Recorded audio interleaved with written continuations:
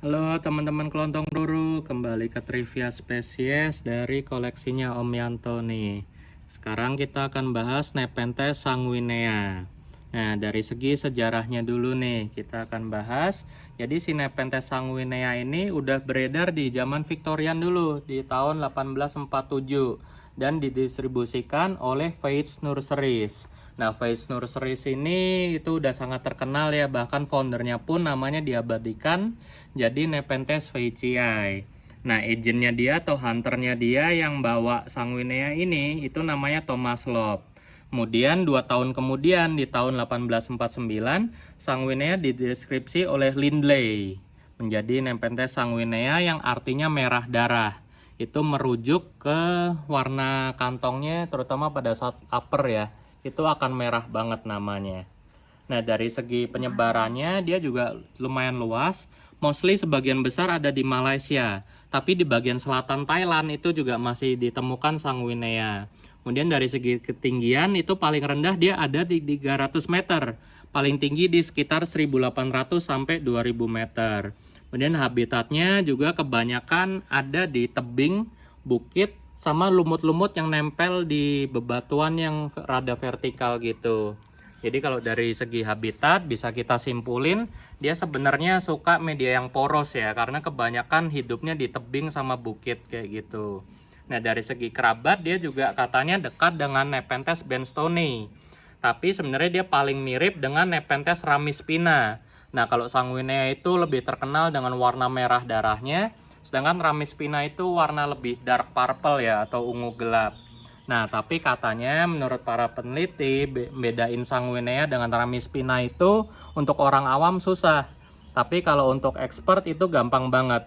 Jadi ramis dengan sanguinea itu beda di bentuk batangnya katanya. Kemudian juga kalau dari segi kantong itu ramispina jauh lebih gede kantongnya, sama bagian peristomnya ini lebih tebel. Jadi bibirnya sanguinea tipis, bibirnya ramispina lebih padat lah, lebih thick kalau kata orang bule. Kemudian topinya si ramis juga lebih oval dibandingkan dengan sanguinea yang cenderung bulat kayak gini. Nah, di habitat juga gimana? Dia toleran di pencahayaan yang relatif gelap, tapi akan tumbuh jauh lebih bagus, lebih sehat, lebih banyak kantongnya di cahaya yang kuat.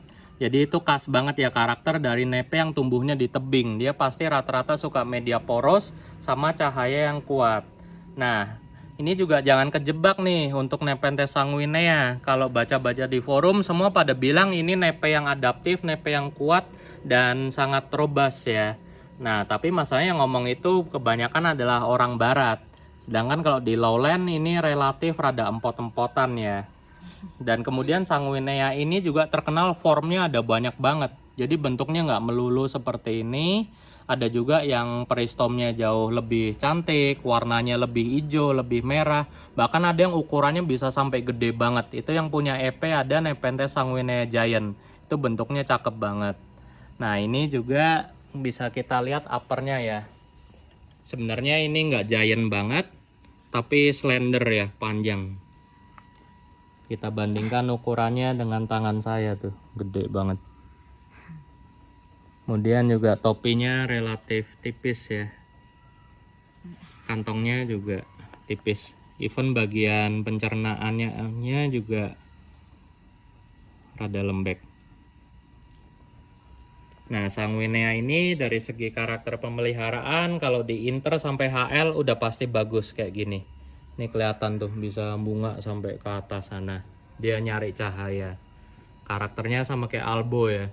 Dia akan finding terus sampai nemu cahaya yang sangat kuat. Nah, dari pengalaman kelontong ruru miara 2 klon. Klon yang ini sama klon yang sanguinea giant dari IP itu rewel banget di lowland outdoor. Kalau di indoor masih bisa. Penyakitnya dia kalau di lowland itu jadi cepet busuk entah kenapa. Kalau stres suhu. Kalau nepe lain kan masih ngecil daunnya atau apa. Kalau dia akan busuk batang langsung dari tengah. Tapi mungkin pengalaman teman-teman bisa beda ya. Cuman itu pengalaman saya miara 2 klon kalau di outdoor. Jadi kelontong ruru lebih rekomen si sanguinea ini di indoor kalau mau piara di lowland. Oke, sekian teman-teman. Thank you.